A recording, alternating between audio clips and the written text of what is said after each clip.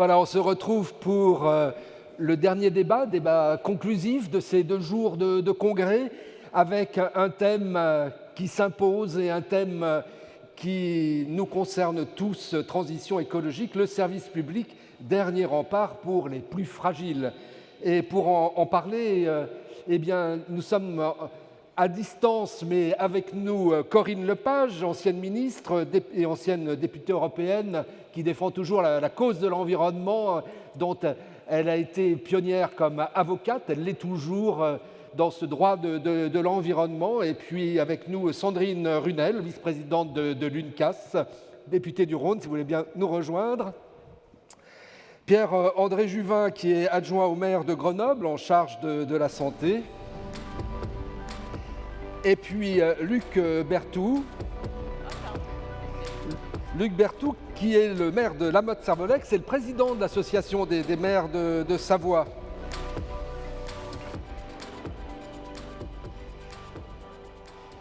Bonjour Corinne Lepage, merci. Bonjour et désolée de n'être pas physiquement avec vous aujourd'hui. Mais merci justement d'être avec nous à distance pour répondre à cette question transition écologique, le service public, dernier rempart pour les plus fragiles. Quand on échangeait pour préparer ce débat, vous me disiez, c'est vrai que pour beaucoup de nos concitoyens, c'est la double peine. Et alors on parle d'écologie punitive, cette transition à laquelle il faut s'adapter, et les plus vulnérables de nos concitoyens ne sont pas les mieux préparés. C'est un euphémisme. Oui, bien sûr, et on le voit avec le débat sur les ZFE, Oui, qui est particulièrement éclairant de cette situation. oui, à côté de moi, une ancienne élue lyonnaise, députée aujourd'hui, et effectivement, vous avez raison, l'actualité pour ceux qui ne l'ont pas suivi, c'est que toujours dans cette commission spéciale qui veut simplifier à l'Assemblée nationale sur le projet de loi de simplification, eh bien, avant-hier, c'était les Césaires qu'on supprimait, aujourd'hui, c'est les ZFE. On va y revenir, mais effectivement, vous avez raison d'attirer notre attention sur cette actualité immédiate, parce que derrière ZFE, c'est quand même des raisons de santé et de penser aux plus vulnérables, que ce soit les... La pollution de l'air, elle vise d'abord les gens qui habitent à proximité des autoroutes urbaines, des boulevards périphériques, c'est-à-dire pas les gens les plus aisés. Et s'oppose à cela, effectivement, la difficulté pour ceux qui vivent assez loin des agglomérations, qui n'ont pas toujours des transports collectifs à leur disposition pour pouvoir venir travailler, tout simplement. Donc, comment est-ce qu'on arrive à concilier les deux? C'est pas simple. Si c'était simple, ça se saurait. Mais il faut jamais oublier que les questions de santé publique, elles affectent très souvent les plus vulnérables, c'est-à-dire ceux qui sont les moins bien situés en termes géographiques. Et puis, je voudrais ajouter quelque chose qui est extrêmement contemporain, si je puis dire, à notre réflexion. J'ai appris hier que des entreprises américaines, vous allez me dire quel est le rapport, mais vous allez voir le rapport, que des entreprises américaines écrivaient aujourd'hui à des entreprises françaises pour leur dire qu'elles ne continueraient leur rapport économique, leurs relations commerciales, qu'à la condition qu'elles renoncent à toutes les politiques d'inclusion et de diversité. Bon, c'est extrêmement grave, évidemment, ça mérite une réponse européenne et ce n'est pas le lieu d'en débattre, mais ça veut dire quoi? Ça veut dire que nous allons être en face d'une double pression, à la fois sur les questions sociales et les questions environnementales. Et alors qu'on aurait pu penser qu'il y avait une certaine opposition finalement entre l'un et l'autre, je pense que dans les semaines et les mois qui viennent, en réalité, c'est tout notre modèle qu'il va falloir renforcer et défendre,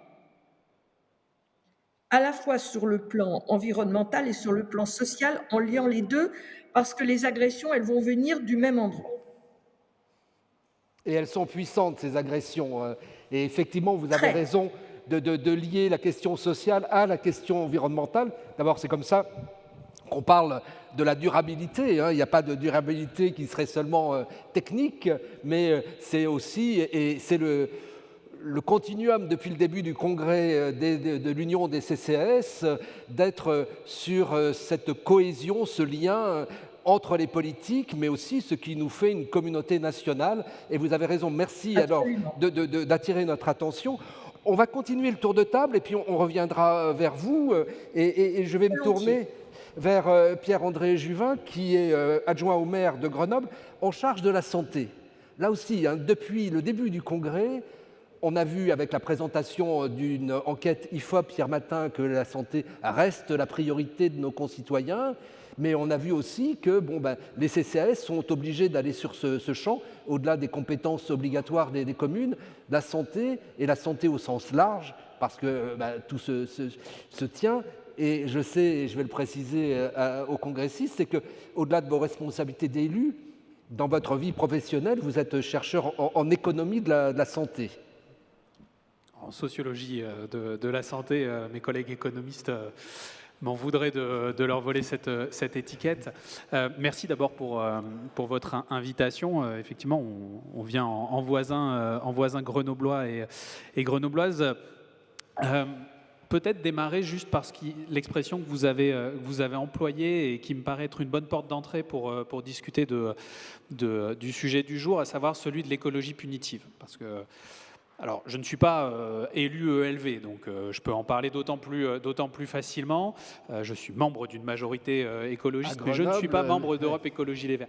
L'écologie punitive, c'est un des plus gros mensonges des dernières décennies. L'écologie, c'est améliorer la qualité de l'air. La pollution de l'air, c'est punitif, pas l'écologie qui vise à l'améliorer. L'écologie, c'est l'amélioration de la qualité de l'alimentation, et notamment de l'alimentation, on va en parler, dans les EHPAD, dans les crèches que peuvent gérer des CCAS. Ce n'est pas l'écologie qui est punitive, c'est les pesticides, l'alimentation en gras, en sel, en sucre, ça c'est punitif. L'écologie, c'est tout ça. C'est la lutte contre la pollution de l'air, contre la malbouffe, contre des bâtiments malsains. Enfin, c'est ça qui est punitif. Et il y a de plus en plus de personnes qui travaillent, alors ce n'est pas le thème du jour, mais dans le milieu de l'alimentation et notamment de l'agriculture, qui rappellent que l'absence de terres fertiles, ça c'est punitif. La lutte pour préserver les terres et les semences, ce n'est pas punitif. C'est ce qui doit préserver l'avenir de l'humanité. Pour protéger, on commence par interdire. Et je me souviens d'un débat, d'ailleurs, dans un précédent congrès de l'UNCAS. On disait, par exemple, le véhicule électrique, c'est très bien, mais les gens qui ont un pouvoir d'achat limité et qui doivent se rendre au travail avec leur vieille voiture diesel, ils espèrent pouvoir encore l'utiliser. Et là, ça rejoint tout à fait le sujet d'actualité qu'évoquait Corinne Lepage. Bon, alors, si on ouvre la boîte ZFE, on va pouvoir en parler longtemps. Ce qui est évident et ce qui doit être dit, c'est que la ZFE en tant que telle, et je pense que les élus qui défendent l'amélioration de la qualité de l'air ne s'opposeront jamais à cette idée, c'est que les ZFE ne sont pas des politiques isolées des autres. En tant que telle, une ZFE, ça n'a de sens que si il y a tout un tas d'autres politiques publiques qui sont conduites en matière de développement des transports en commun, en matière pour les espaces urbains denses de développement des mobilités douces et des infrastructures qui permettent leur usage.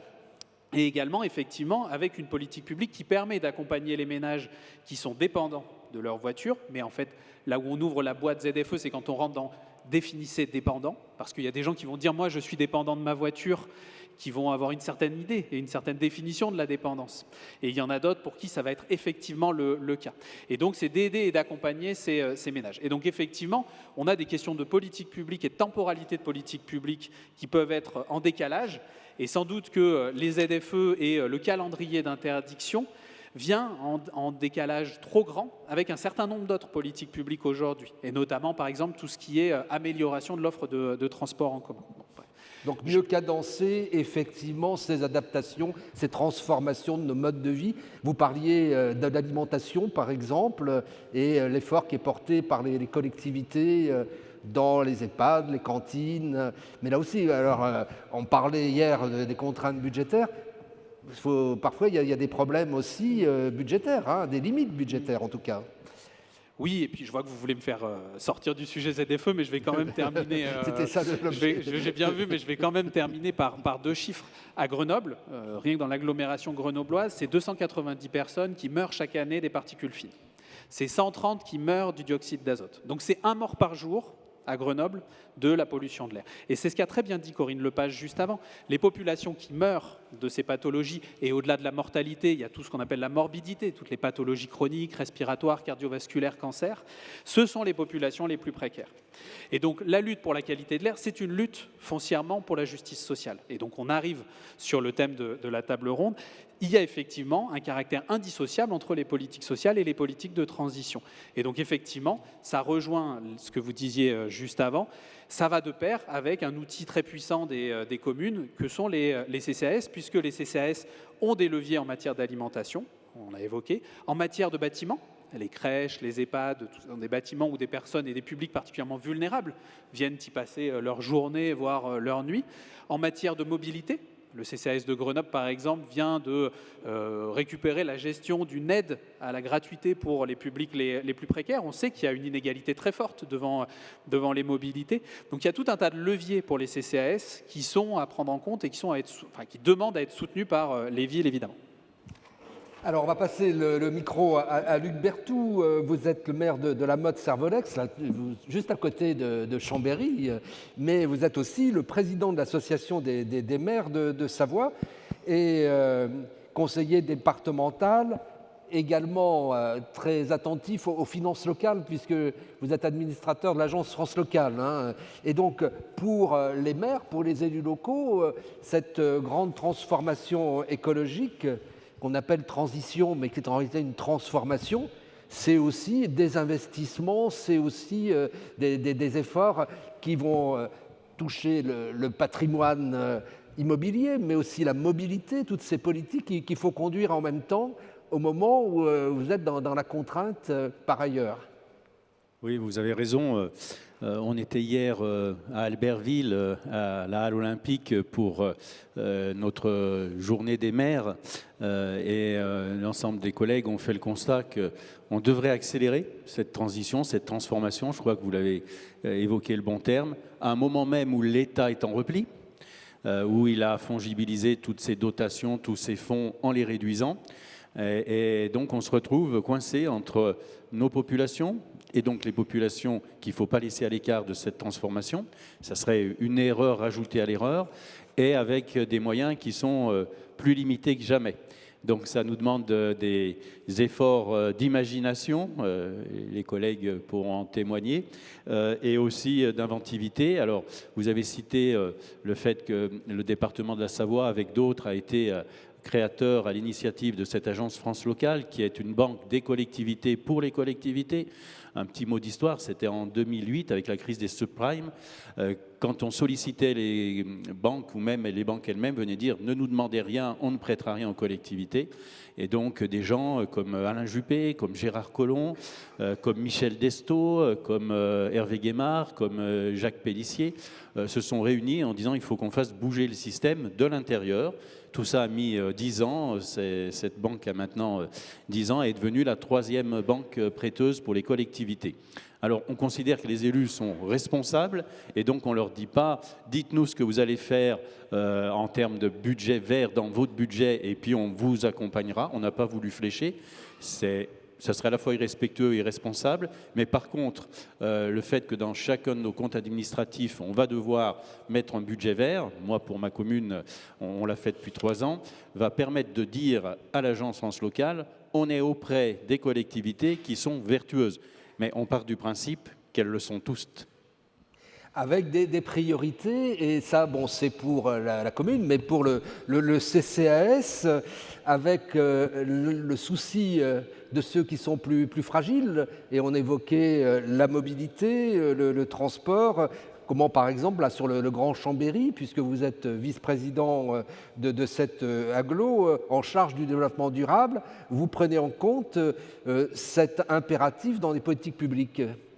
Alors, je vais jusqu'au bout. Je suis vice-président de l'agglomération de Grand-Chambéry sur le développement durable et le développement économique. On a voulu prouver que c'était deux domaines qui pouvaient s'additionner et pas se confronter. C'était déjà en soi une petite évolution, voire révolution. Alors oui, c'est un souci permanent. On est, comme d'autres à l'agglomération, en charge du plan climat, air, énergie territoriale. On a une première mouture, 2020-2025, et là on est sur la deuxième. On est en train de le réviser d'ici la fin de l'année. Et à tous nos impératifs, à toutes les procédures étatiques, on a voulu rajouter un axe qui a été de dire comment on fait que tout ce qu'on va engager, amplifier sur la transition énergétique, on ne laisse personne de côté, et de voir ça sous ce prisme-là et en disant et les plus défavorisés, comment on les embarque. Alors il y a les mobilités, vous avez parlé des CCAS, il y a déjà un premier élément qui est la domiciliation par rapport à des gens qui se retrouvent sans possibilité d'avoir un courrier qui leur est adressé parce qu'ils n'ont pas de domicile fixe, de lieu où ils peuvent avoir déjà cette première identification et repérage. Déjà rien que ça, on l'a vu au cours des années, j'ai la vice-présidente du CCAS et puis la directrice du CCAS, une évolution dans ce domaine-là. Et on part du principe que c'est déjà le premier accueil, la première des démarches, à côté de beaucoup d'autres qui peuvent passer par des tarifs effectivement dégressifs. Et puis, mais je pense qu'on aura l'occasion d'en reparler, il y a quelque chose qui me tient à cœur sur le territoire parce qu'elle est assez expérimentale. Elle ne dépend pas des collectivités, donc autant le dire, il y a la Caisse d'allocation familiale et une association qui promeut une monnaie locale qui s'appelle l'ELEF et qui ont travaillé sur la sécurité sociale alimentaire. Mais ça sera peut-être un autre chapitre. On y viendra, effectivement. On continue le tour de table avec Sandrine Runel, aujourd'hui députée du Rhône, et l'imitation des cumuls de mandats. Vous étiez avant présidente du CCAS de Lyon, mais aujourd'hui vous restez vice-présidente de l'UNCAS et toujours très mobilisée sur les politiques sociales. Ce qu'on dit depuis le début, c'est justement de sortir de l'écologie punitive, mais comment rendre désirable pour tous nos concitoyens, quelles que soient leurs conditions sociales, économiques, cette transformation qu'on est tous en train de vivre, transformation qui fait aussi la suite de la précédente table ronde, l'adaptation permanente, mais là c'est plus que ça même. En effet, bonjour à tous. Oui, on a commencé très très fort. En même temps, l'actualité, je crois, ne nous permettait pas de faire autrement, puisque on parlait ZFE et qu'on a découvert évidemment qu'il y avait aujourd'hui une proposition de loi signée par un bon nombre de députés et de groupes politiques qui veulent supprimer les ZFE, en tout cas en faire un moratoire sur 5 ans, ce qui voudrait dire en tout cas suspendre l'application pendant 5 ans de la ZFE. On a parlé aussi bien évidemment de tout ce qui concerne ce qu'on définit comme étant une écologie punitive.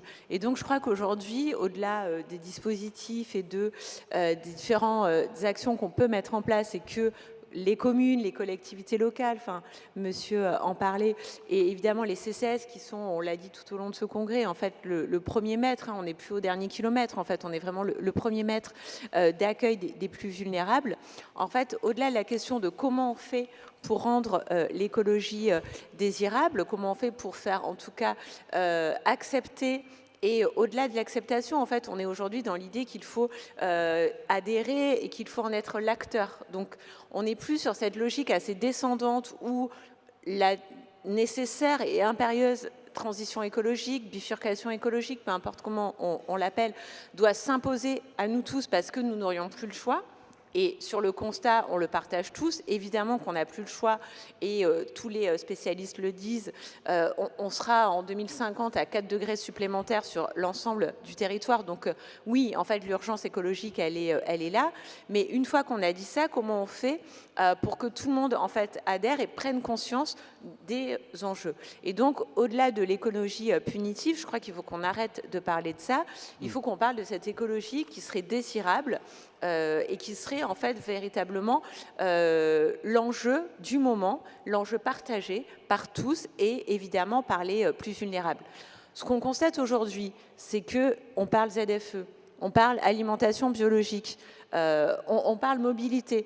voitures électriques. En fait, on voit bien que tout ça crispe et clive énormément la société, puisqu'on est aujourd'hui dans l'idée que certains auraient les moyens de pouvoir évidemment se passer de leur voiture ou alors d'investir dans une voiture électrique, dont les coûts sont quand même très très élevés aujourd'hui, de pouvoir avoir accès à une alimentation locale, de qualité, bio, qui a un coût évidemment très élevé, donc qui n'est pas pour tout le monde. Et on voit bien les difficultés qu'ont les plus modestes à se nourrir malgré tous les dispositifs qu'on peut mettre en place, nous aussi dans les villes, dans les CCS, avec des épiceries sociales et solidaires.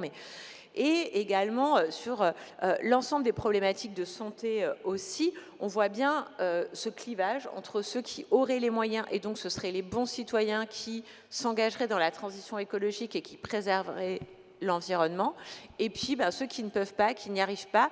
En fait, c'est pas qu'ils veulent pas, c'est que financièrement, c'est difficile.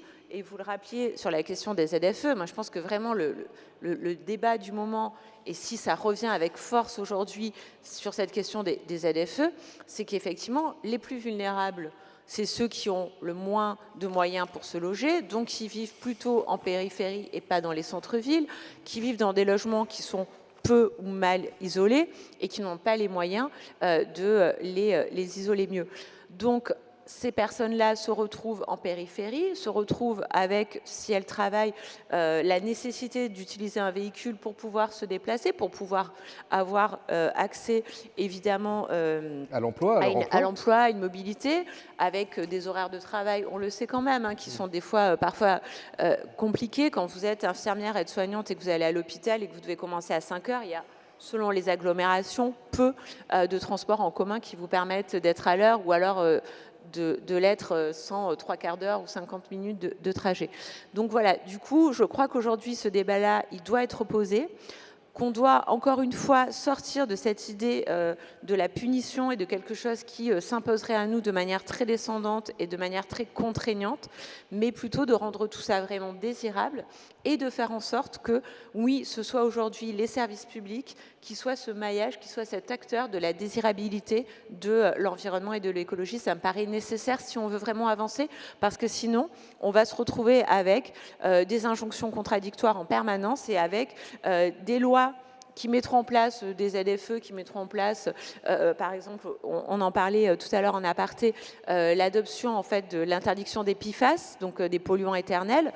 Et puis on verra bien peut-être que dans 5 ans, on se dira ah non, c'est trop compliqué, donc finalement on revient dessus, on demande des moratoires. Donc on fait des stop and go en permanence, et c'est pas comme ça en fait qu'on va avancer, notamment sur la transition écologique, qui encore une fois est nécessaire et qui est partagée par tout le monde. En tout cas, l'intitulé de notre table ronde, un dernier rempart pour les plus fragiles, c'est aussi une façon d'affirmer que c'est d'abord une politique qui protège. Et certes, il y a des adaptations, alors à quel rythme et comment, certainement qu'il faut éviter les stop and go, comme vous dites, mais Corinne Lepage, il faut expliquer que tout cela, quand on dit dernier rempart pour les plus fragiles, il s'agit justement de ce que vous évoquiez, ce pacte social qui protège les plus vulnérables, et effectivement, on peut craindre puissance de ceux qui voudraient attaquer ce modèle social. Oui, d'abord, je partage très très largement tout ce qui a été dit là. Je suis d'accord, franchement. Je voudrais dire deux choses.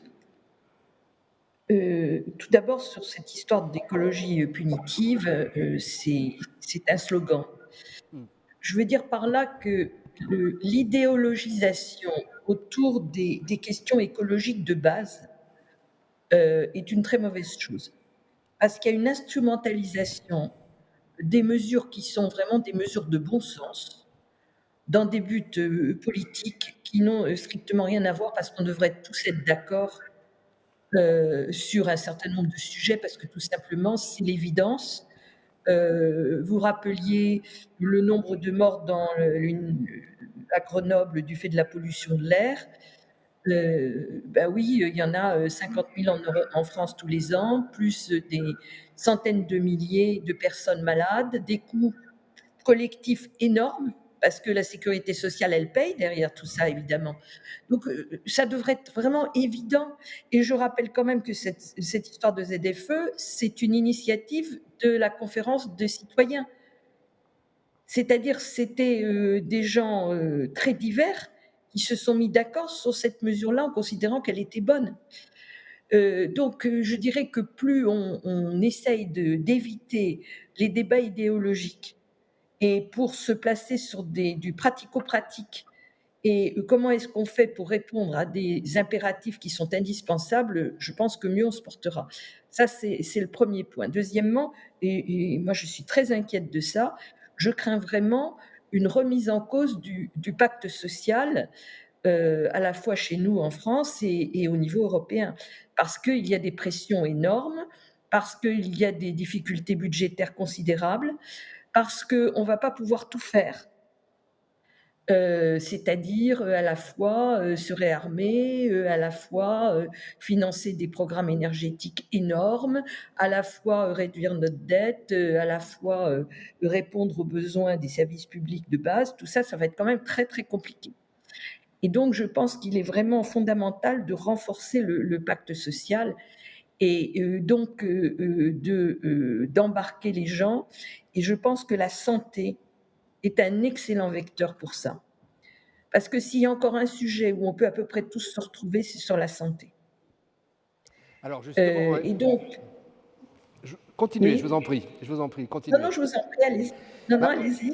J'avais envie de donner la parole à Pierre-André Juvin, justement, sur cette façon de mobiliser aussi la population, de revenir aux faits. Alors, c'est vrai aussi que, bon, les données, et là je m'adresse aux sociologues aussi, où on a de plus en plus de nos concitoyens qui ne croient plus à la parole des experts par rapport au constat, qui se laissent embarquer par des théories platistes, complotistes, sur même ces politiques environnementales, où là encore, il y a une guerre de la communication, hein, et des slogans. Oui, on a encore beaucoup de citoyens et de citoyennes qui croient aussi dans ce que peuvent dire les chercheuses, les chercheurs et bien sûr. même les institutions publiques et même parfois les élus, ça arrive encore. Non, plaisanterie à part, il y a effectivement, moi je rejoins ce qui a été dit, c'est qu'au croisement de cet enjeu de la transition environnementale et écologique et de la justice sociale, il y a cette question de la santé. C'est effectivement, moi, une croyance et une conviction que j'ai parce que, et c'est ce qui est dit par tous et toutes, l'injustice s'incorpore, au sens vraiment premier du terme, c'est-à-dire qu'elle se dépose dans les corps. Et donc, plus on est précaire, plus on est malade. C'est quelque chose qui est statistiquement prouvé. Un seul chiffre pour ne pas vous inonder de données, mais les 10% les plus précaires ont 3 fois plus de chances d'être diabétiques que les 10% les plus aisés de notre population. Et c'est valable pour toutes les pathologies chroniques qui sont les pathologies du dérèglement climatique et de la crise environnementale. Il y a évidemment des maladies infectieuses, mais les maladies de ce siècle et de la crise climatique et environnementale, ce sont les maladies chroniques. Et petite parenthèse, ce qui a déterminé l'entrée en réanimation au moment de la pandémie de Covid-19, l'âge à part, c'est précisément le fait d'être pluripathologique et donc précaire. Donc il y a au croisement de cet enjeu de justice environnementale et de justice sociale la question de la santé. Après, la question qui était posée, et c'est la question fondamentale, c'est comment ? Est-ce qu'on arrive à articuler les deux? Et là, je vais faire moi aussi un tout petit détour à la façon de Corinne Lepage et vous allez comprendre. Je vais vous prendre l'exemple du tabac. L'exemple du tabac, il a été montré qu'il y avait 2 façons de lutter contre le tabac. Une première qui était la responsabilité des institutions et des collectivités et des pouvoirs publics par l'interdiction du tabac dans les bars, dans les restaurants, dans les trains, etc. On protège la population. Et il y avait un deuxième levier qui est l'autonomisation des personnes. C'est-à-dire qu'il faut faire comprendre aussi aux gens pourquoi est-ce qu'on interdit ou pourquoi est-ce qu'on empêche de fumer. Et sur le tabac, et je prends cet exemple-là parce que c'est très important, il y avait une inégalité fondamentale qui était que plus on menait des campagnes de santé publique pour dire que le tabac était dangereux, plus on aggravait les inégalités de santé. Parce que les personnes qui recevaient ce message étaient des personnes qui étaient d'abord sensibles à cette question-là. Et donc, on creusait les inégalités de santé alors qu'on pensait les résorber. Et bien, sur la question de la justice climatique et de la justice sociale, c'est la même chose. Il faut marcher sur ces 2 jambes-là. Une responsabilité institutionnelle et structurelle d'une part, servir du bio dans les cantines, améliorer la pollution, améliorer la qualité de l'air, Ça, les citoyens et les citoyennes, on peut leur apprendre ce que c'est que la pollution de l'air. Ce n'est pas eux qui vont d'eux-mêmes pouvoir baisser le niveau des particules fines et des dioxydes d'azote dans leur ville. Donc il y a une responsabilité des pouvoirs publics. Et après, autonomiser les personnes. Et c'est là où les CCAS, pour répondre au comment de façon très concrète, ont une responsabilité énorme. C'est que les CCAS sont au contact de centaines, voire de milliers de personnes, alors ça dépend des villes, à qui on peut parler de ces questions-là. Et c'est la directrice du CCAS de Grenoble qui répète souvent que les CCAS sont l'occasion d'aller vers les personnes pour parler de transition. Et que les enjeux de transition permettent aussi de parler avec les personnes. Par exemple, le fait de changer, c'est un exemple qu'elle reprend souvent et à juste titre, le fait de changer les contenants des repas à domicile, pour passer du plastique vers du verre, donc mesure de transition écologique, qui au passage limite les perturbateurs endocriniens et la pollution plastique, permet aussi de discuter avec les personnes, puisque là, on ne peut pas déposer le plat, il faut aller le récupérer, puisqu'on le lave, c'est tout l'intérêt. Et donc, ça permet d'engager un dialogue aussi avec les personnes, de savoir comment elles vont, de recréer du lien social. Et donc, la transition, c'est pour ça que le dernier rempart, finalement, est une expression qu'on peut, alors c'est l'objectif d'une table ronde, c'est de discuter. Dernier rempart fait un peu citadelle assiégée.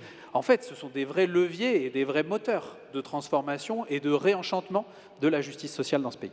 Alors, la santé comme levier, et puis on le voit, on l'entend, l'alimentation, de façon d'avoir un autre rapport à la production agricole.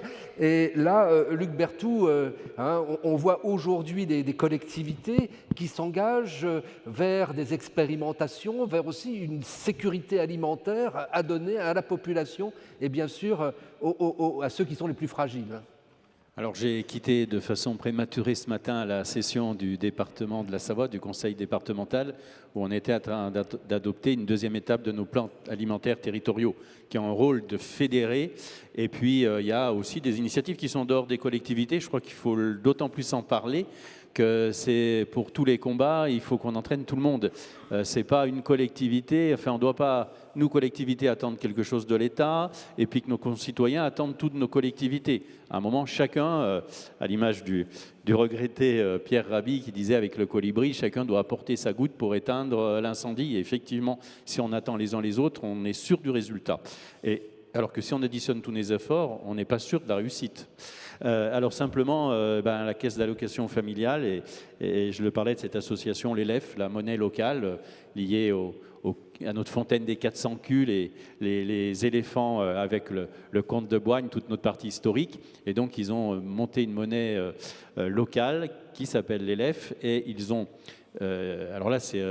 une initiative locale, mais qui est regardée par la Caisse nationale de façon attentive, sur deux cantons, les Bauges et puis le canton de la Ravoire, permettent aux bénéficiaires de prestations de mettre jusqu'à 90 €, mettre 90 € de leurs prestations en monnaie locale, en LF, qui peut être dépensé que dans des magasins de proximité et bio. C'est pour l'alimentation bio, on ne va pas citer de magasins et autres, et la Caisse, en fonction du quotient familial, abonde. Pour ceux qui ont les quotients parmi les plus bas mais les plus hauts, voilà, si j'arrive à me faire comprendre, la CAF va mettre 30 €, pour les quotients intermédiaires 45 et pour les plus faibles va doubler la somme, va rajouter 90 € pour que ces familles puissent aller dans les magasins de proximité avec des produits bio et pouvoir accès à cette alimentation plus saine. Voilà, de façon très, très concrète. Et effectivement, on est sur ces leviers, cette multitude aussi d'expériences très locales, associatives, qui concernent des petites collectivités ou des grandes. Parce que là, on a commencé sur les ZFE, Madame la Ministre, parce que effectivement, c'est les métropoles, c'est les grandes agglomérations.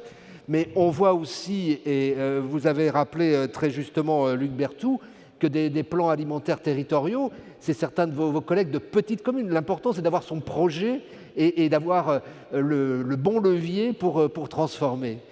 Alors, Sandrine Runel, comment on peut aider, comment on peut encourager ces initiatives? Parce que c'est ça maintenant, la multiplication de ces gestes vertueux qu'on souhaiterait généraliser.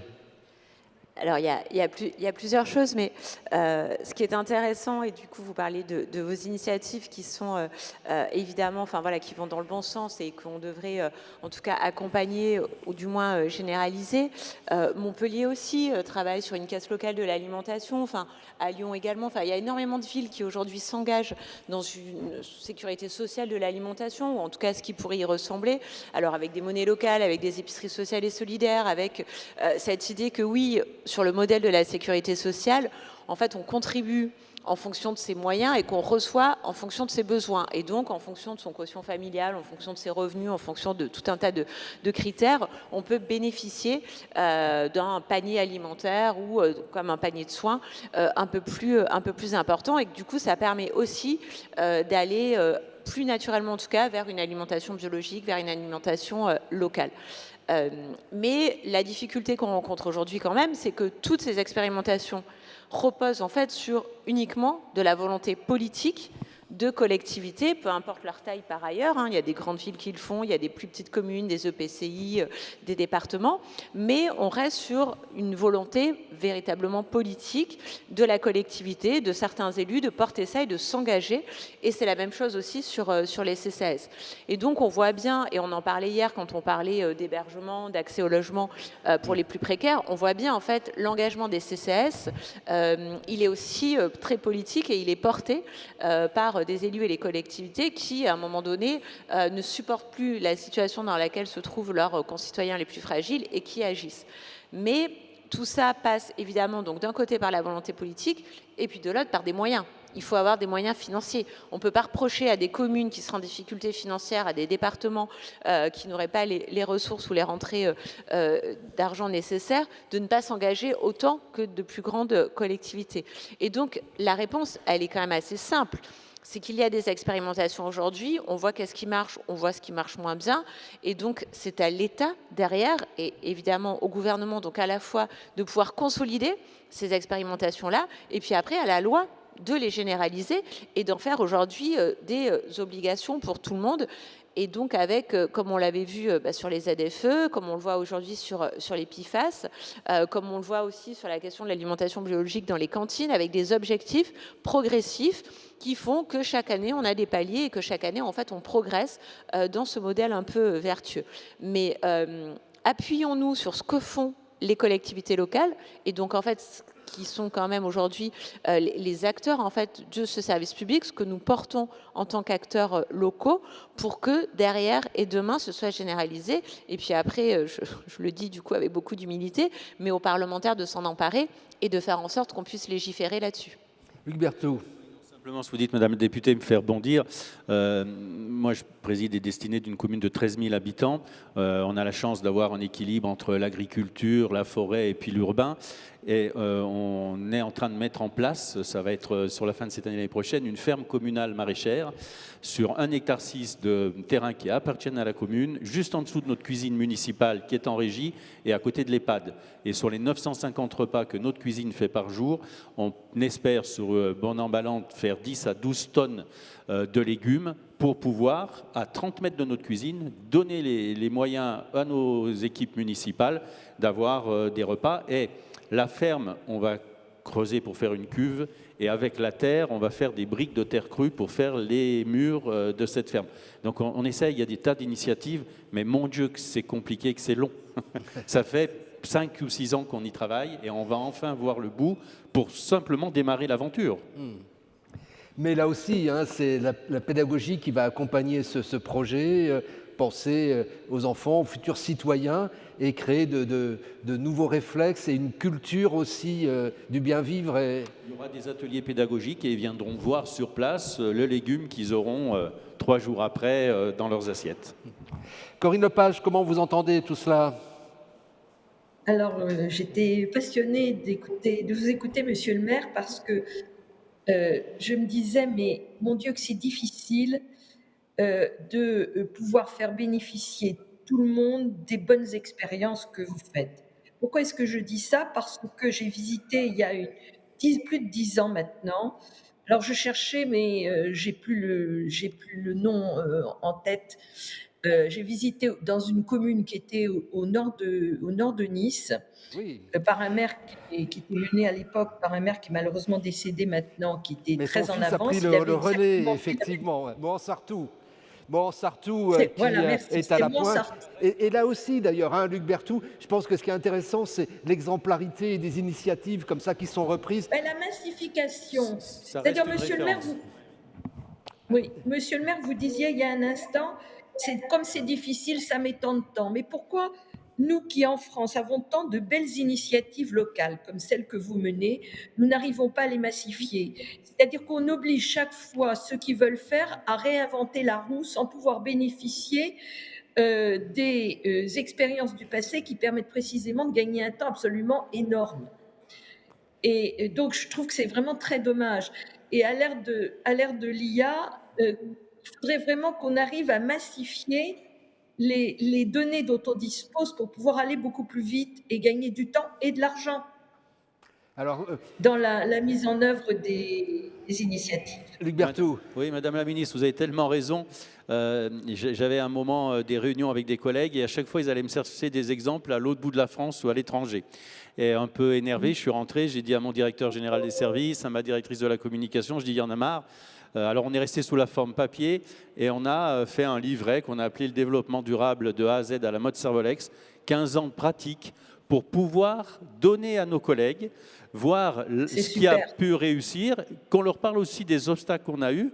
Ils auront leurs propres obstacles et leurs propres échecs, mais au moins un témoignage qui va de l'accueil d'une station de recharge pour les véhicules à hydrogène jusqu'à un écuroduc qui coûte 4 000 €. C'est 2 poulies, une corde, et puis les écureuils passent d'arbre en arbre sans se faire écraser sur la route. Et ben voilà, on a voulu compiler ça pour dire c'est humblement notre témoignage qui peut servir à d'autres. Et puis, c'est une discussion réciproque. Vous avez cité, il y a des références qui restent au niveau national, desquelles on va puiser. Et voilà, ça nous paraissait le droit à l'information. Je crois que c'est très important à la communication, et notamment vis-à-vis des plus défavorisés. Je crois que vous l'avez dit, il y a des choses qui existent, des tas de procédures, mais les gens n'en ont pas la connaissance, et ça démarre par là. voilà, donner Voilà, à la connaissance. Oui, Corinne Lepage. Oui, juste ajouter un mot. Madame la députée, vous disiez légiférer. Moi, je rêverais de ce que le Parlement s'empare de ce sujet et trouve les moyens de permettre précisément à toutes les success stories, et Dieu sait qu'il y en a dans notre pays, d'être connues et d'être utilisées. Parce que franchement, là, ça n'a rien de punitif, parce qu'on n'oblige rien, mais ça donne tellement envie. Alors, je sais que vous devez nous quitter bientôt, Corinne Lepage. Peut-être laisser Sandrine Runel vous répondre. Et puis après, on ouvrira, nous, la discussion avec vous sur ces sujets pour voir comment, dans vos CCAS, eh ben, vous vous emparez de ces thèmes pour en faire des leviers ou au contraire les freins qui sont face à vous. Je partage et j'aimerais moi aussi qu'on puisse arriver justement et je crois qu'il n'y a pas une commune en France qui n'a pas un guide sur tout ce qu'ils font, sur ce qu'ils font depuis 15 ans et qui ne raconte pas non plus les difficultés administratives, politiques, financières évidemment qu'ils ont rencontrées pour mettre en place tout ça. Donc encore une fois, moi je parlais de volonté politique, c'est vraiment ça en fait, c'est à quel point on y croit, on s'accroche et on sait que c'est la bonne solution. Donc l'objectif évidemment aujourd'hui c'est de transformer tout ça, à la fois de faire en sorte que ce soit connu, que ce soit partagé et qu'on puisse s'appuyer sur ce qui marche, sur ce qui fonctionne, mais que ce soit aussi généralisé et que, on parlait tout à l'heure de ce qui était punitif, coercitif et ce qu'il fallait qu'on rende désirable. Je crois que la loi doit être là aussi pour inciter et non pas contraindre, mais en tout cas inciter sur ces initiatives-là pour encore une fois rentrer dans le champ des possibles. Merci. Merci Corinne Lepage d'avoir été avec nous ce matin. Merci à vous. Bonne fin de réunion. Au revoir. Au revoir. Et donc, ces sujets, comment vous en emparez, les freins, les contraintes, mais aussi où est-ce que vous arrivez à trouver des leviers, ou tout simplement les questions que vous vous posez et que vous souhaitez aborder ce matin. Qui souhaite intervenir ? Nous ne sommes pas dans l'impuissance devant ces transformations écologiques. Je suis sûr que vous faites des choses. D'ailleurs, un thème, c'est aussi tout ce qui a trait à la tarification sociale. On parlait de la qualité de l'air, la qualité de l'eau. hein, et face à des enjeux énormes aujourd'hui qui sont ceux de la sécheresse, de nouvelles sources de pollution. Et on a vu là aussi des initiatives portées par les collectivités. Luc Berthoud, sur ces questions-là en particulier. Oui, et au cours du débat, notamment Madame la députée, vous avez dit il faut une volonté politique. Je crois que c'est clair. Ça passe d'abord par là. Après, il faut aussi qu'on ait des agents, des techniciens auprès de nous qui aient une expertise, une disponibilité. Et puis, moi j'aime bien rajouter des partenaires qui sont des aiguillons. On parlait de la lutte contre le tabagisme. Nous, c'est avec la Ligue contre le cancer que naturellement on a travaillé. On a accueilli les premiers espaces interdits aux fumeurs, non pas pour la réprimer, mais pour que chaque fumeur prenne conscience qu'il est à côté d'une école, d'un CCAS et qu'il peut peut-être prendre une autre habitude. Et c'est plutôt dans une main tendue qu'un PV a adressé.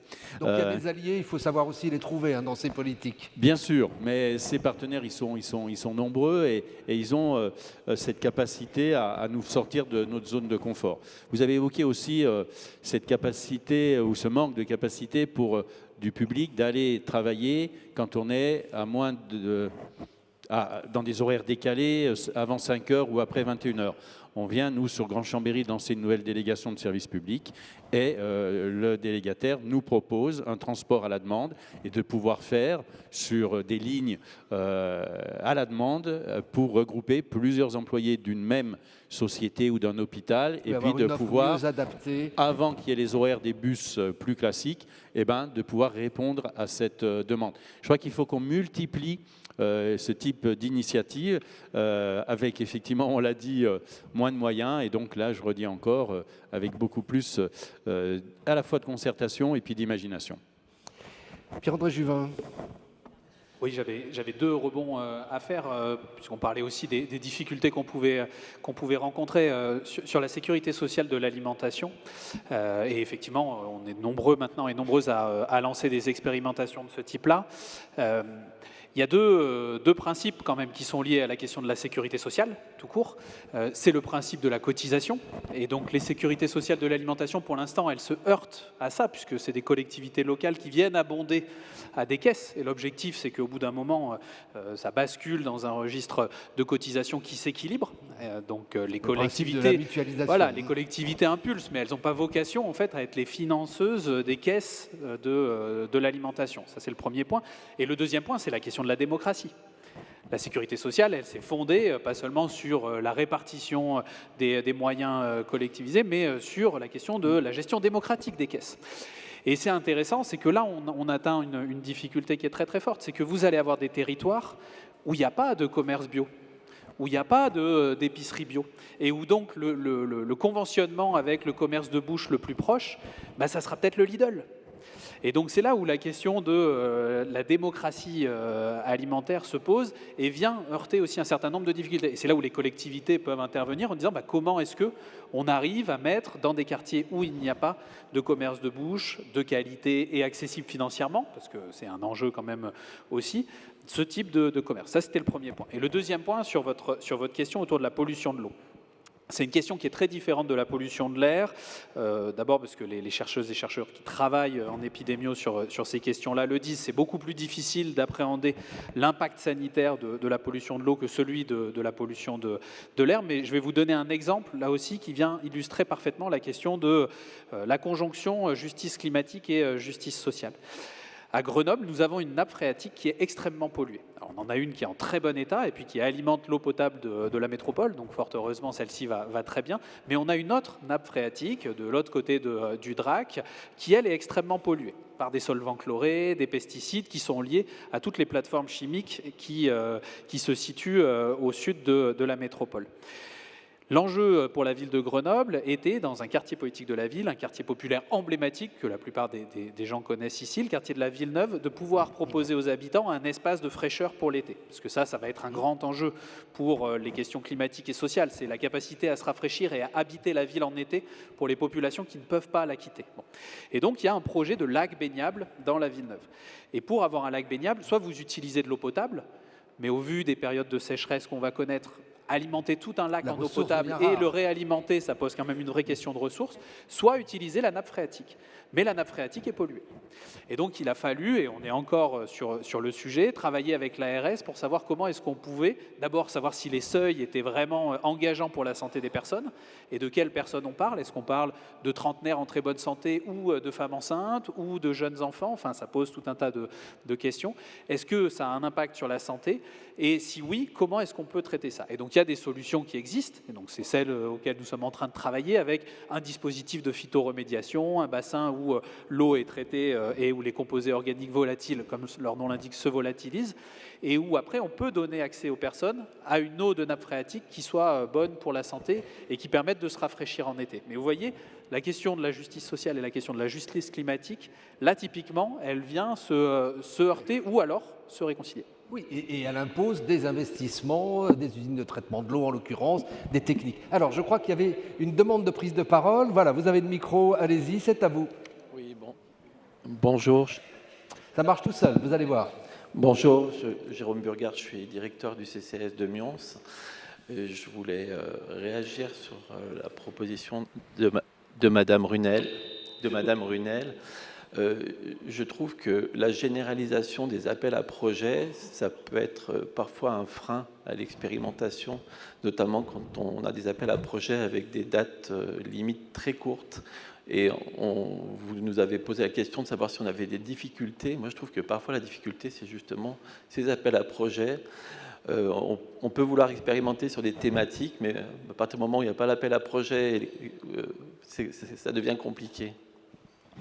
Alors ça, c'est une question vraiment intéressante. Je crois que tous les maires sont assez attentifs. Voilà, je me tourne vers le président de l'association des maires de Savoie. Cette méthode de mobilisation par les AMI et les appels à projets, à manifestations d'intérêt, où on se dit, bon, il y a une petite carotte, il y a quelque chose à saisir, il va y avoir des financements, mais il faut avoir l'ingénierie pour répondre, il faut... C'est une façon de limiter les attributions. Enfin, clairement, il faut se dire les choses. On laisse très peu de temps. Donc moi, j'ai trouvé une autre tactique. Je demande aux services de travailler en blanc et d'être prêts sur différents dossiers dont on peut intuiter qu'ils vont sortir. Alors, c'est une mobilisation de ressources humaines parfois inutile, mais on sait qu'il y a des créneaux, mais qu'il faut effectivement répondre en 3 semaines.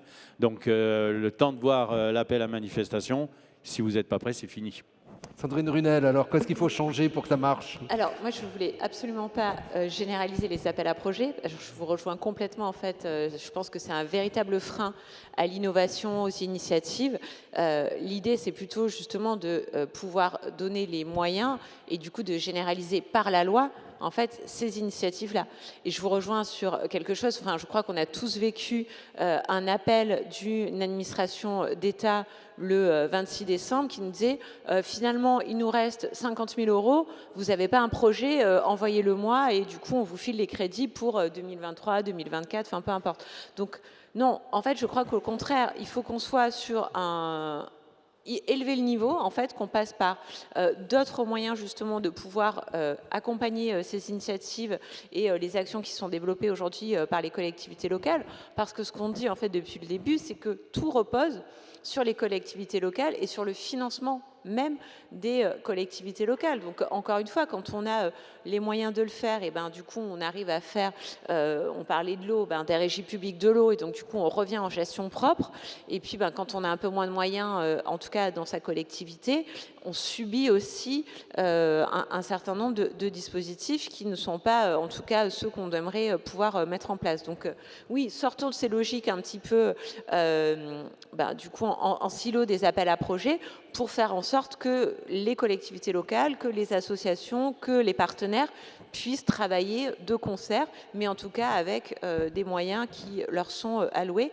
Et encore une fois, l'État doit aujourd'hui prendre en compte le changement et ses responsabilités, notamment financières. Alors, on a une autre demande de prise de parole et le micro est à vous, madame. Oui, bonjour. Emmanuel Lamarck, je suis élue en Gironde, dans une commune qui s'appelle Bruges, dans la métropole bordelaise. Moi, de tous les échanges là qu'on a eus sur les différentes tables rondes, enfin, on en revient toujours à la même question, à la même problématique, celle de l'engagement de l'État par rapport à toutes ces politiques. Je regrette voilà, qu'on n'ait pas plus d'interlocuteurs, à part la dame sur la première table ronde. Parce que en fait, le constat, c'est que oui, les territoires sont hyper innovants, oui, les territoires s'adaptent, oui, les territoires sont force de proposition, les CCAS, mais on pourrait parler de tous les services d'une commune, d'une métropole. Ils ont l'ingénierie, ils ont la capacité d'analyse, ils ont la proximité avec les publics et ils connaissent très bien les besoins et ils y répondent. Mais ils y répondent, mais jusqu'à quand, quoi? Voilà, parce que c'était la thématique de la journée d'hier. Des politiques publiques au rabais, le service public une utopie, oui, ça va finir par le devenir, parce que la véritable question, c'est quel est l'accompagnement de l'État pour les collectivités publiques et faire en sorte que sur tous les territoires, et non pas sur certains qui ont des élus qui sont mobilisés, qui sont innovants et qui ont la conviction qu'il faut œuvrer sur ces politiques publiques-là, mais ça crée aussi, sur d'autres territoires, des inégalités. Et on n'est pas sur un, comme Madame Lepage le rappelait, sur un pacte social. Enfin, on est de moins en moins là-dedans. Donc voilà, j'espère que ce congrès sera aussi l'occasion d'interpeller au plus haut niveau de l'État sur l'État et la capacité des territoires à s'investir, à faire, mais ça n'exonérera absolument pas l'État d'accompagner et de renforcer ses services publics, contrairement à ce qui est fait depuis presque 20 ans. Hein, ça date de la RGPP 2007. Voilà, c'est pas nouveau, mais il va falloir à un moment donné aussi que voilà, l'État se réengage sur ces politiques-là. Merci Madame. Alors effectivement, hein, il y a plusieurs points là, que vous évoquez. Bon, il y a bien sûr le soutien financier à des projets, mais derrière, la capacité de l'État normatif à être un État aussi allié dans ses services déconcentrés. Hein, c'est toute la capacité aussi de réagir à l'échelon local, de trouver des alliances entre l'État et les collectivités pour progresser. Pierre-André Juvin. Oui, sur ce sujet-là, parce que effectivement, alors moi, j'étais jamais venu encore dans un congrès de l'UNCAS, mais je fais de très nombreux congrès sur les questions de santé, et à chaque congrès, on pointe la responsabilité de l'État et la difficulté de l'État à accompagner les projets locaux. Bon, je pense qu'à force de le dire, à mon avis, dans les administrations centrales, et puis à mon avis, pour connaître des personnes travaillant dans les administrations centrales, ils savent que les collectivités locales sont des viviers de politiques publiques, d'idées. Ils travaillent avec nous au cofinancement de ces politiques publiques. Et puis par ailleurs, il y a un enjeu à toujours distinguer l'État central de l'État local. Pour parler directement, l'Agence régionale de santé Auvergne-Rhône-Alpes et sa délégation de l'Isère, nous travaillons en permanence avec eux. Ils savent très bien quels projets nous portons. Ils les cofinancent autant qu'ils peuvent. Et ça, c'est là, effectivement, où il y a un sujet.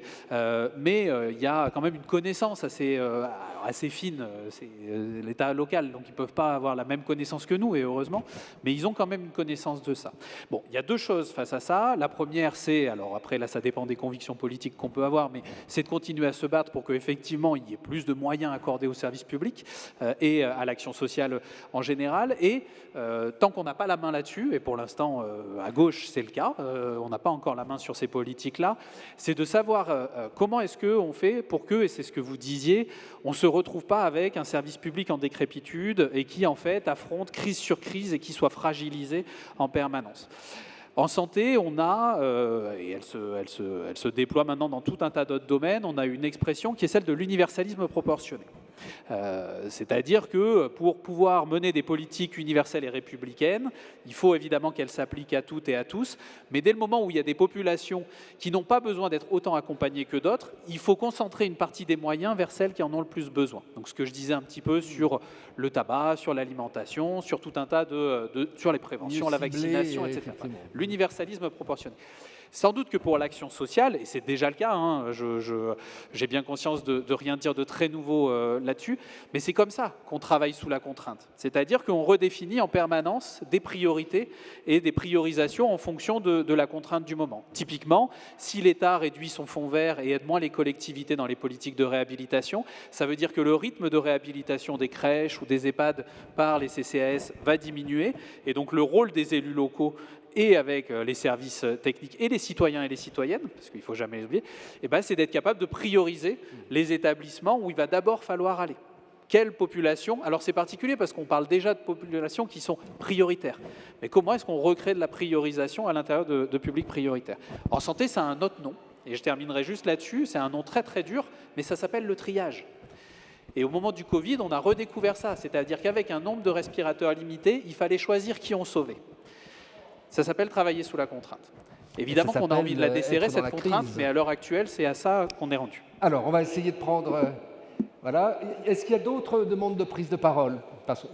Alors, madame, allez-y. Oui, bonjour, Béatrice Millet, donc directrice du CCS de Corba, dans la région du Rhône. Commune de 11 000 habitants, pas en QPV, avec pour autant une petite montée des publics précaires. Et la seule façon, madame, d'avoir interpellé l'État sur nos difficultés, c'est d'avoir monté un contrat local de santé avec Fézin, donc qui est une commune aussi de 9 000 habitants à côté de nous, enfin juste dans le Rhône, voilà, limitrophe. Et en effet, grâce à cette démarche, donc on va être le premier contrat local intercommunal de santé non QPV.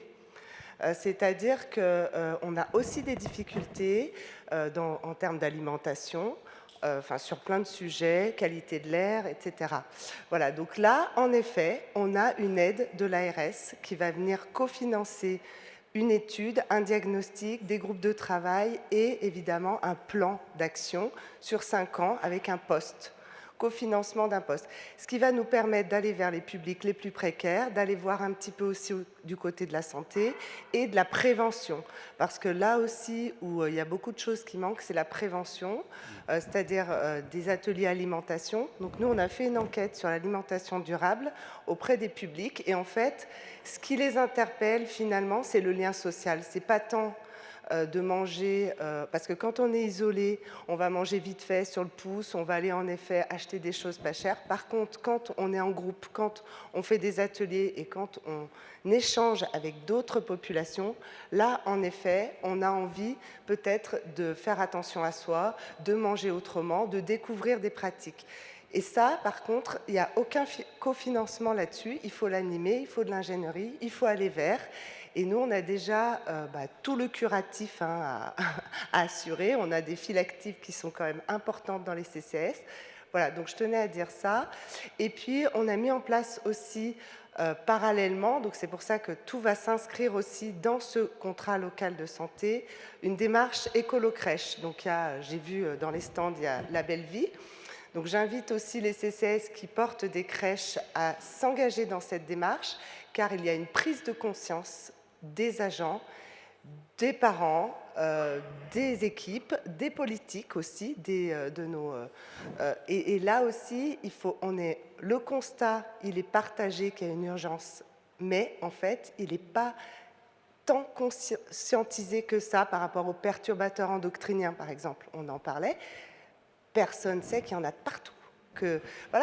On est encore dans beaucoup de crèches sur des couches Pampers qui sont pas du tout, qui sont pleins de perturbateurs endocriniens. Donc on a plein de choses à faire aussi, mais il y a une prise de conscience qui n'est encore pas tellement portée. Enfin, je ne sais pas si j'arrive à me faire comprendre. Voilà. Merci. De ce témoignage aussi. Donc des outils, il faut s'en emparer, ils existent. Et là encore, compter sur l'initiative. Luc Berthoud, par rapport à ce qui nous est dit, là aussi des interpellations et les difficultés à y répondre. Oui, je crois que l'État n'a plus que les moyens de faire du saupoudrage. Il faut se dire les choses. 3 300 milliards de dettes, et au moment où on parle, il y en a peut-être quelques centaines de millions qui se rajoutent. Donc il a déjà des difficultés à assurer ses missions régaliennes. L'hôpital, l'éducation nationale, la sécurité, la justice. Donc à un moment, moi je plaide pour un pessimisme et de l'action.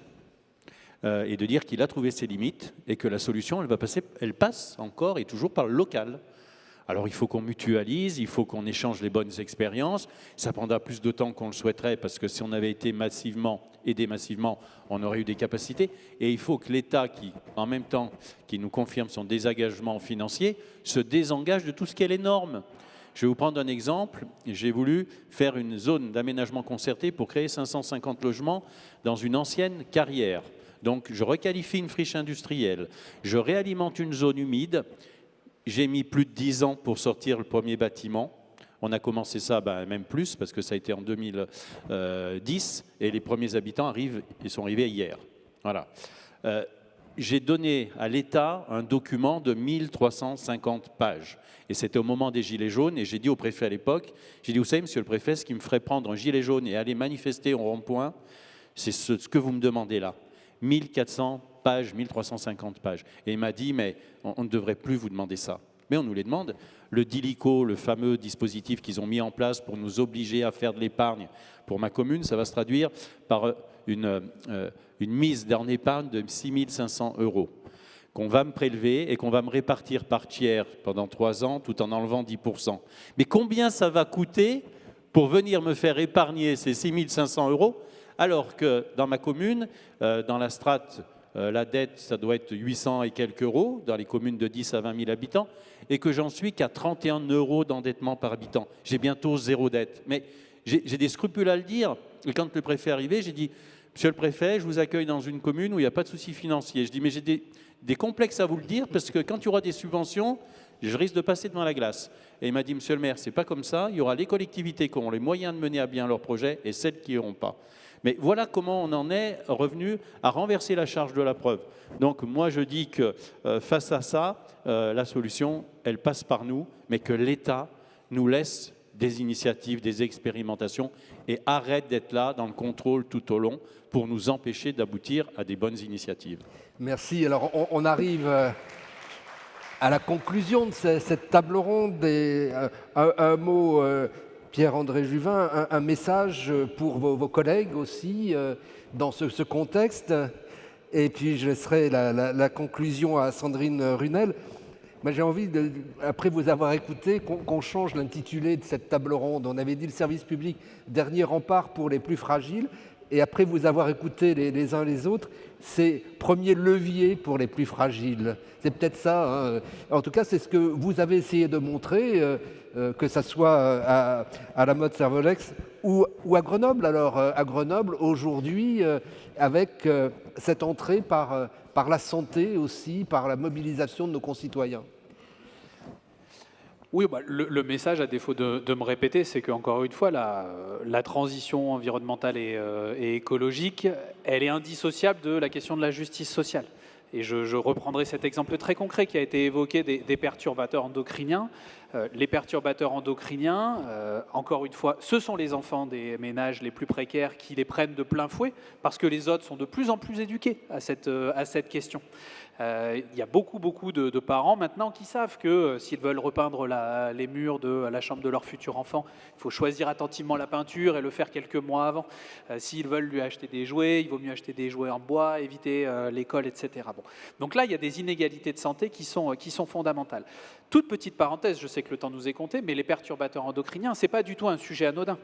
On a des épidémiologistes qui nous expliquent aujourd'hui que l'avenir de l'humanité est menacé par les perturbateurs endocriniens. Et là aussi, on retombe sur des questions de justice sociale. Je reprends cette épidémiologiste américaine, Shanna Swan, qui montre la diminution drastique du nombre de spermatozoïdes dans différents pays de CDE, qui montre qu'à terme, la question du droit à la reproduction et la capacité à la reproduction va être drastiquement altérée, qu'on va avoir de plus en plus, c'est déjà le cas, cas, un accès beaucoup plus important aux techniques de procréation médicalement assistée, et qu'il y a des pays où il y a des sécurités sociales qui permettent à tout le monde d'y avoir accès, il y a des pays où ce n'est pas le cas. Et donc on va avoir une inégalité sociale et économique devant la reproduction. C'est ça aussi. Et ça, c'est les perturbateurs endocriniens qui sont responsables de ça. Et donc évidemment, pour les enfants, on sait, là je ne vais pas faire le point ici sur les 1000 premiers jours, etc., ce qui pour le coup est une politique de l'État qui a été engagée à bon escient, cette politique et cette alerte lancée sur les 1000 premiers jours. Cet enjeu d'égalité devant l'environnement du quotidien, à savoir la crèche, ça a un impact sur la santé des enfants et donc sur la justice sociale. Les trois sont indissociables. Des politiques, des problèmes qui sont indissociables. Là aussi, Sandrine Runel, hein, c'est qu'on voit tout est lié. Oui, tout à fait. Et je voudrais juste revenir sur l'exemple des crèches et des couches Pampers. Évidemment, il y a aujourd'hui 2 poids 2 mesures, puisque vous avez notamment une prise de conscience, et c'est ce que vous disiez, en fait, qui est quand même assez partagée sur le fait qu'aujourd'hui, on a des polluants éternels dans tout un tas d'ustensiles de cuisine, qu'on a aussi donc, des perturbateurs endocriniens, et on les retrouve partout, et que si on veut protéger nos enfants, oui, évidemment, il faut éviter un certain nombre de produits, éviter les jouets en plastique, enfin voilà, éviter les couches Pampers. Pour autant, aujourd'hui, beaucoup de collectivités n'ont pas le choix, parce qu'on a des lobbies, en fait, et donc, en fait, la seule chose que vous pouvez commander via des marchés publics, et parce que c'est aussi ce qui est le moins cher, donc vous n'avez pas d'autre solution, bah, c'est des couches Pampers. Et quand une collectivité, une crèche associative essaye de mettre en place des couches lavables, bon, déjà, on lui rit au nez, on va dire oh là là c'est trop compliqué, vous vous rendez pas compte, puis c'est un truc pour bobo, donc voilà, c'est pas non plus la solution. Mais en fait si, enfin c'est comme l'alimentation bio, c'est comme en fait tout ce qu'on a évoqué depuis le début de cette table ronde. En fait si, il faut y aller, il faut y croire, et en fait il faut pousser un petit peu les portes. Mais de la même manière qu'on a des lobbies là-dessus, on a la même chose. Enfin on parlait de l'actualité. On a aujourd'hui un rapport qui vient de sortir sur l'eau, et notamment sur Nestlé, avec un scandale en fait aujourd'hui, et qui va altérer la santé, enfin qui a déjà commencé par ailleurs, mais qui va en fait mettre en difficulté énormément de citoyens français, même je pense un peu plus largement. Mais du coup, qui sont les premières victimes? Eh ben, ce sont les plus vulnérables, ce sont les plus pauvres.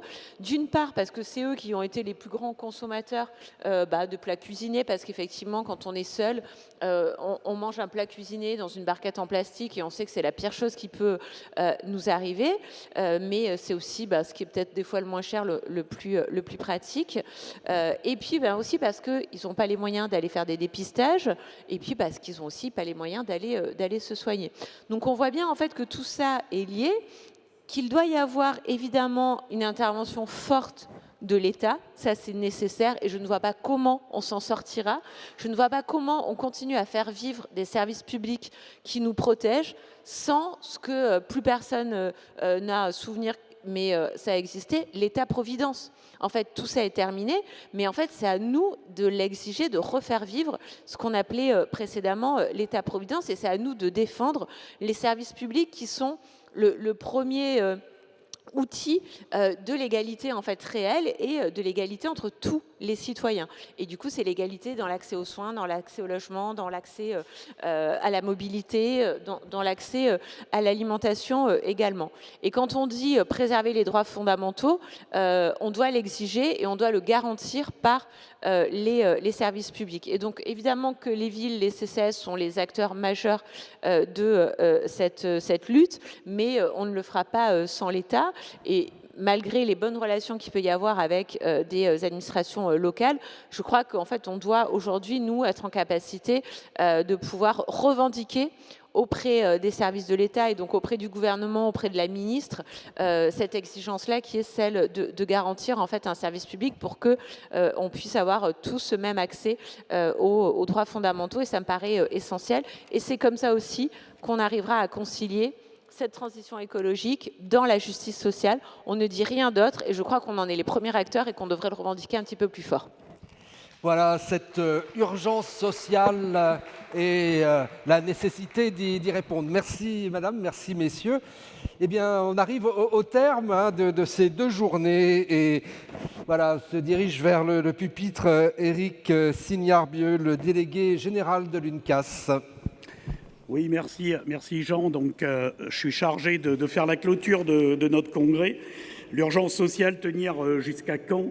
Je crois que nos échanges nous ont confirmé à la fois l'attente de nos concitoyens pour des services publics de proximité, pour un besoin d'accompagnement humain dans lequel les CCAS sont largement impliqués. Mais on a encore une fois démontré que les collectivités locales et les CCAS ne peuvent rien faire seuls et que la présence de l'État, les financements de l'État, on en a beaucoup parlé pendant ces 2 jours, sont nécessaires de manière à ce que l'on puisse, avec nos partenaires, continuer à pouvoir donner ce service sur nos territoires. Il a été question de nos territoires, à la fois les territoires urbains, les territoires ruraux, on en a beaucoup parlé aussi, et les territoires d'outre-mer. Et on voit bien que, quels que soient les territoires, notre présence des services publics est un véritable enjeu. Les sujets dans l'action sociale et dans l'urgence sociale ne manquent pas. On l'a vu à la fois au niveau de nos tables rondes. On a vu que malgré tout, et dans un contexte bien difficile, les CCAS étaient en action. Et on a vu au travers des ateliers les différentes bonnes pratiques qu'on avait pu mettre en place et qu'on pouvait mettre en place. Souvent avec l'aide de nos partenaires.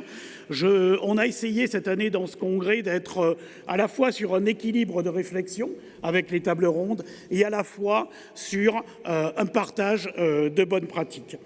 Donc je voulais vous remercier à la fois bien sûr les participants, remercier très fortement la ville de Chambéry qui a été à nos côtés pour organiser ce congrès. Je voulais remercier également les intervenants à nos tables rondes et nos partenaires qui ont animé le village pendant ces 2 jours et demi. Et surtout quand même saluer l'équipe de l'UNCAS qui travaille depuis plusieurs semaines au déroulé de ce congrès. Et donc je les remercie tous parce qu'ils ont énormément œuvré à ce que tout se déroule bien. Alors les suites du congrès, le congrès pour l'UNCAS, ce n'est pas une fin en soi. Les suites pour le congrès, c'est bien sûr au-delà de nos instances, Conseil national à l'automne. Le président a annoncé à nos unions départementales la création et un séminaire qui se tiendra en octobre. On continue bien évidemment les groupes de travail et la réflexion sur nos pratiques. On continue nos plaidoyers et nos rencontres, nos propositions auprès des gouvernements et des parlementaires, nos séances de formation, tout ça continue. J'attire votre attention sur la campagne dématérialisée qu'on lance autour des CCAS. Vous l'avez vu, il y a plusieurs affiches. N'hésitez pas à relancer aussi, à lancer cette campagne qui montre et qui indique à la population ce que font les 15 000 CCAS qui sont là auprès de la population avec un service de proximité. C'est une manière de valoriser nos actions. Et enfin, pour ne pas être trop long, 2026 sera le congrès qui fêtera, comme on l'a dit, à plusieurs reprises, les 100 ans de l'association. On se rappelle que l'UNCAS a été créée en 1926. Et donc 2026 sera le centenaire de l'association. Et donc on se retrouvera pour un nouveau congrès un peu particulier à Paris en 2026. Donc je vous souhaite à la fois un bon retour et je vous dis à l'année prochaine pour notre nouveau congrès. Merci à tous de votre présence. Merci Éric Signarbieu, merci Monsieur le Directeur Général. Bon retour à tous.